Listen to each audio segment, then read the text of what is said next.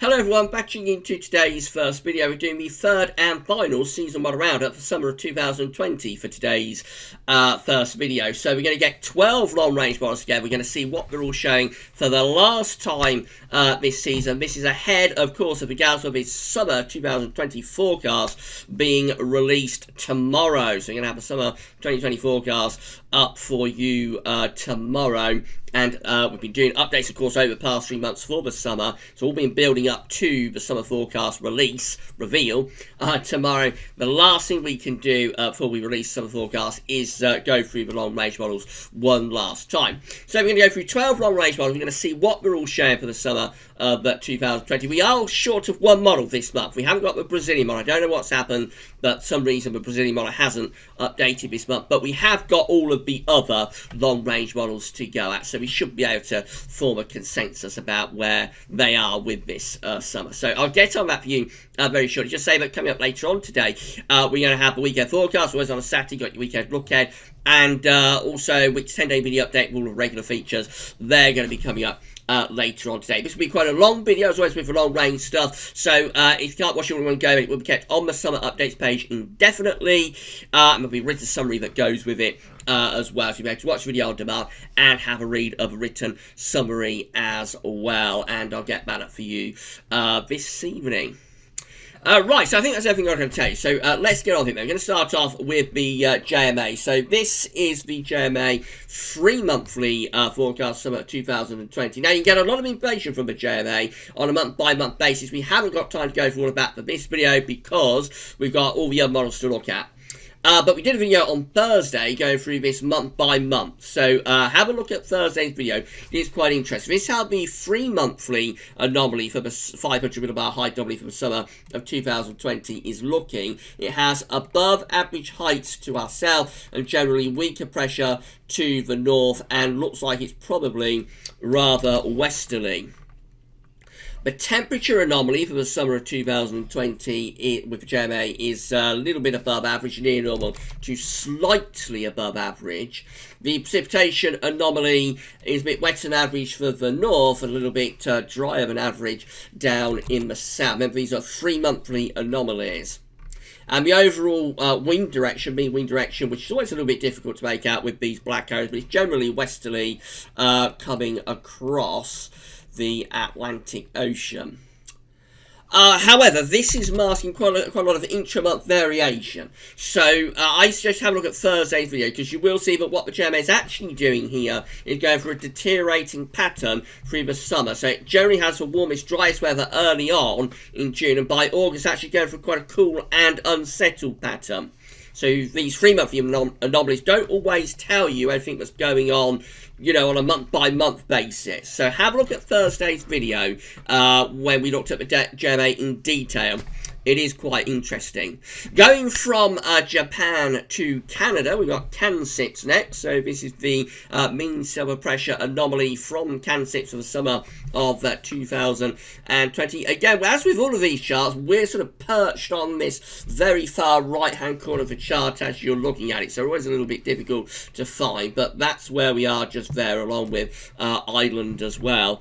Of course. So the mean silver pressure anomaly for the summer of 2020 looks very close to average. Really, got some lower pressure up to the north, perhaps some higher pressure through there. But the colours aren't particularly great though. So I think very close to average with the mean silver pressure anomaly. Slightly warmer than average, slightly milder than average. Summer being forecast with the temperature anomaly, but not excessively so. Not an excessively warm summer.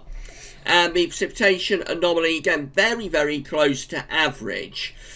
So for on a Kansas sort of basis, with Kansas, just looks like have a very, very sort of averagey type summer with not a huge amount happening in terms of either being particularly hot or particularly wet or anything like that. Just very, very close to average, probably rather a westerly type pattern.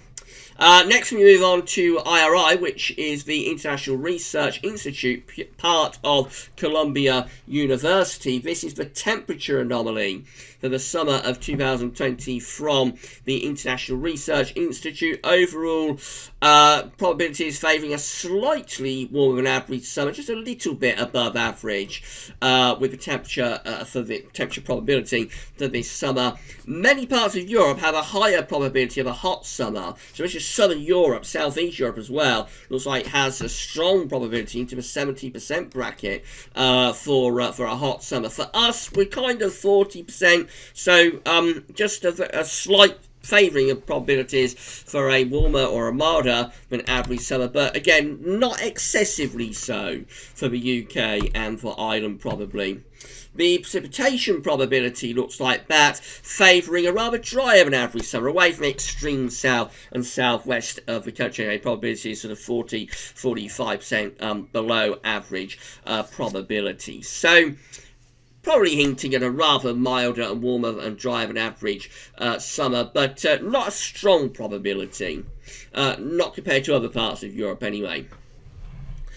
This is Patel Pings analogue for the summer of 2020, 200 millibar height anomaly. So what Patel Ping does, he looks at sea surface temperature anomalies across the oceans in any given month, in this case back in April, and then creates an analogue-based forecast going forwards based on those sea surface temperature anomalies.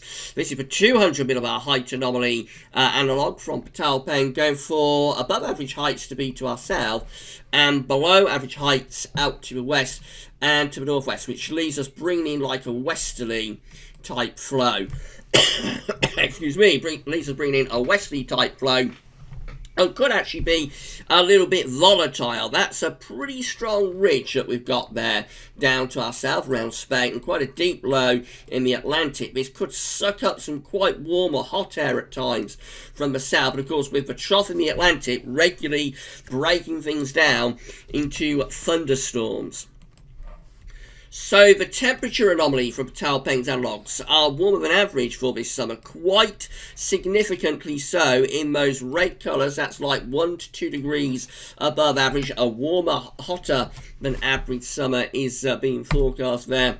And wetter than average too, with above average precipitation. A rather unusual combination for the summer, warm and wet. Generally, if it's warm, it tends to be dry, and if it's cool, it tends to be wet. So rather an unusual pattern. And I do think what's happening here is that with the strong ridge from the Azores just to our south, then a deep trough of low pressure in the middle of the North Atlantic, we've got volatility. So we're regularly drawing up hot southerly winds, but then, of course, the trough brings in fronts off the Atlantic and breaks down the heat, and of course that breakdown could include thunder as well. So quite an interesting summer from a convective potential, I think, with Patel Ping's final analogues update for summer 2020. CFS-V2 next, and not a huge amount to go on. This is a 700 millibar height anomaly from the CFS-V2. We've got a ridge over towards Newfoundland just there, and some higher pressure way up to our north towards Svalbard. Otherwise, again, not really a huge amount to go on. You might think that there'd be a trough of low pressure filling in the gap there between the two ridges, but it doesn't actually show that. It doesn't actually show a trough of low pressure, so we can't say that is exactly what's happening. What we can say is that there's not much of a signal for the temperature anomaly from the CFS-V2, which is unusual for this model. It tends to try and produce very warm temperatures all the time, so to have no particular signal for temperatures is quite unusual for the CFS-V2. The precipitation anomaly, though, does look a little bit drier than average, so it's not going for a particularly unsettled summer, really. It's just going for a rather drier than average summer with nearer normal temperatures, probably. Quite a strange update from the CFS-V2 for this final summer 2020 update. It is quite difficult to ascertain exactly what the pattern is that the model is seeing there, the northern and western Europe. But it does look dry, so you would have thought high pressure has got to be involved to some degree. ECMWF, so this is mean sea level pressure anomalies from the ECMWF seasonal model for the summer of summer of 2020. And yes, you've got an area of high pressure sitting over and to the west of the country. Lower pressure is probably to the north, and the jet stream probably coming in something a little bit like that. The temperature anomaly for the summer of 2020 looks like that. Overall, a little bit on the warmer than average side, particularly on the continent, where around a degree above average. We are closer to average here in the UK and Ireland, but overall a little bit on the mild average side, or warmer average side for this summer, and rather dry as well, especially so for more southern parts of the country. Northern areas do look a little bit on the wetter than average side. Again, rather averagey sort of signals coming through with a lot of these models, I have to say. Meteo France mean sea level pressure anomaly. This is all from Copernicus.eu, by the way. Meteo France mean sea level pressure anomaly for the summer of 2020 has an area of high pressure just out to our west again. So a relatively quietish sort of summer. Could be a little bit cooler perhaps on the ECM, as we might be bringing in the wind more from a northeasterly type direction. But actually the temperature anomaly with Meteo France is a little bit warmer than the ECM, with most parts of the UK placed up to 1 degree above average. And again, a rather drier summer overall is probably favoured here. It's quite a weakish signal, but I would have thought we are favouring being on the drier than average side for the summer of 2020 with Meteo France. DWD, the German model, comes up next. Now, this is something a little bit different with this one. So it's going for some blocking to the north. Higher pressure tending to be more towards the north, up towards Greenland and within the northern latitudes. Now, there's no particular trough of low pressure underneath it, but when you get blocking, northern blocking in the sun, what you tend to worry about is that you're going to get a trough of low pressure setting up underneath it. So that's the kind of thing that the DWD could be hinting at there. The temperature anomaly with the DWD model is coming out very close to average, not a particularly big deviation either way. The precipitation anomaly actually ever so slightly above average, particularly so for England and Wales. You just make out those green shaded areas. So again, I think the DWD is probably a little bit cooler and more unsettled for this summer compared to many of these other models. And then finally, for the Copernicus suite of models, we've got CMCC, which of course is the Mediterranean model. And this one has above average pressure, higher pressure sort of to our south. Again, no particularly evident area of low pressure anywhere in the North Atlantic, but you think there probably is going to be some low pressure around here. Now, the temperature anomaly with the DWD is quite significantly colder than average, which is unusual. I'm not sure why it's doing that, other than the fact that it might be cooling down the Atlantic Ocean, Northern Atlantic Ocean, quite considerably so. It is also going for quite a strong La Nina to be developing through this summer, by the way. But the temperature anomaly is below average. That's the first time we've seen anything below average on this update. So CMCC is going for a cooler than average summer. And a little bit on the wetter than average side as well. So not particularly good signals from these final two models from the Copernicus suite. Meteo France and ECM, definitely the better of the two, if you like warm, dry weather. And CMCC and DWD overall a little bit on the unsettled side. And particularly CMCC, rather cool as well. JAMSTEC temperature anomaly is looking like this for the summer of 2020. It's going for a warmer than average summer, quite substantially so. On the temperature scale, we're around a degree above average. Most parts of Northern Europe is significantly warmer than average, as is most parts of North America as well. In fact, to me, that does look a little bit over the top. I don't know what you think, but pretty much everywhere in the Northern Hemisphere is forecast to be baking hot this summer, and that does look a little bit over the top. I'm not sure what they've done to JAMSTEC since it had its upgrade, but that looks a little bit over the top to me. But anyway, it's going for a warm and average summer, and also for precipitation for this summer, it's suggesting not really much of a signal actually. Ireland is drier than average, UK is close to average, no particular signal for precipitation really, but a very warm summer is indicated. We're nearing the end now, so we've got the Beijing Climate Centre next. This is the 500 millibar height anomaly for the summer of 2020 from the Beijing Climate Centre. and it's going for high pressure to be dominating across many western and southern and central parts of Europe. Lower pressure is up to our north, jet stream is northwards as well. So high pressure ruling the roost this summer with the Beijing Climate Centre. It's going for a warmer than average summer, not a particularly hot summer, but certainly warmer than average, and most parts of Europe also indicated to have quite a warm summer as well. And of course, with high pressure so dominant, it's going for a drier than average summer as well. Overall, quite significantly drier than average with the Beijing Climate Centre. And I think with that, again, on a month-by-month basis, which haven't got time to show you in this update, but on a month-by-month basis, it's sort of a little bit more mixed early on in June, and then it does favour July and August really building up high pressure and possibly favouring heat wave conditions for July and also, interestingly, for August as well. Been a long time since we had a hot August, of course, but I think that's what Beijing Climate Centre is favouring this month. And then finally, we've got the UK Met Office. So this UK Met GWV 5 seasonal model, mean sea level pressure anomaly for the summer of 2020, looking like that. Rather unsettled up to the north, otherwise no real signal. Not seeing much high pressure though, you have to say. So could actually be a rather mixed type summer, if that is right. The temperature anomaly is ever so slightly above average, but not really particularly big deviation. And it does look rather wetter than average, actually. So the Met Office seasonal model is going for something a little bit cooler and a little bit more unsettled for this summer, as is a few of the sort of European models.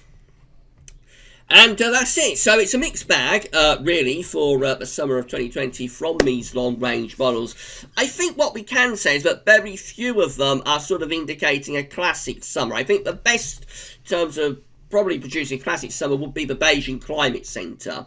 That's the one that, particularly in July and August, really is going to town on higher pressure and the chance of hotter conditions. All the other models seem to be rather averagey, so not particularly bad, but again, not particularly hot and dry either. So just a lot of these models are just rather average, and some of them, like the UK Met, for example, and like the CMCC, they are a little bit on the cooler and more unsettled side, I think. So it's a mixed bag, but overall, most of these models are favouring like an averagey type summer, I think, with just one or two, like Beijing Climate Centre, probably Patel Pings analogues going for something rather warmer. But with Patel Pings analogues, that's also a rather wet and thundery summer as well. You remember back in 2018, back when we did the last season model roundup for the summer of 2018, the Beijing Climate Centre was pretty much alone in forecasting a classic hot summer. And we did have a classic hot June and July. It didn't manage to carry on to August, but we did get a classic June and July heat wave and dry spell during the summer of 2018. And really, the Beijing Climate Centre was the only long-range model that saw that coming. So maybe we should take the Beijing Climate Centre most seriously out of all of these models, but then on other occasions, the Beijing Climate Centre has called it wrong as well. So I think it's really just a case of waiting to see where things go. And the long-range models, I don't think they're going to be all that much help when I come to issue the GWV's forecast tomorrow, which we will be doing for you. We'll be issuing our forecast for the summer of 2020 tomorrow. First video up at 10 a.m. And we'll see what we're forecasting. But from a long-range seasonal model perspective, I don't think these long-range models are all that much help in getting the forecast together. So it's probably going to be, our forecast is probably going to mainly come down to our updates that we've been doing through the past 3 months, and seeing how the analogues are shaping up for this summer.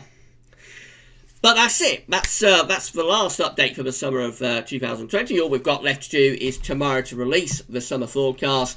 And as I say, that'll be the first video tomorrow at 10 a.m. Coming up later on today, we've got weekend forecast, and we'll also have a week 10 minute update, all of regular features. And this video will be placed on the summer updates page with a written summary going over everything that we discussed in the video, and I'll get that up for you this evening. Tomorrow, first video will be the summer forecast. We're also going to have GWV Sunday roundup. We'll have a sneak peek for autumn, because now the long range bandwagon is going to roll on, of course, from tomorrow. As soon as we get the summer forecast out the way, the long range bandwagon is rolling on. Next season to come, going to be autumn. There'll be a little sneak peek for the autumn for tomorrow, and we'll be live streaming from 5 o'clock. We'll have a live stream, and with that, we'll probably look at the CFS V2 and see what that's showing. Sort of moving towards the winter period. So that will be within our live stream tomorrow from 5 o'clock. Right then, that's all for now though, and thanks for watching.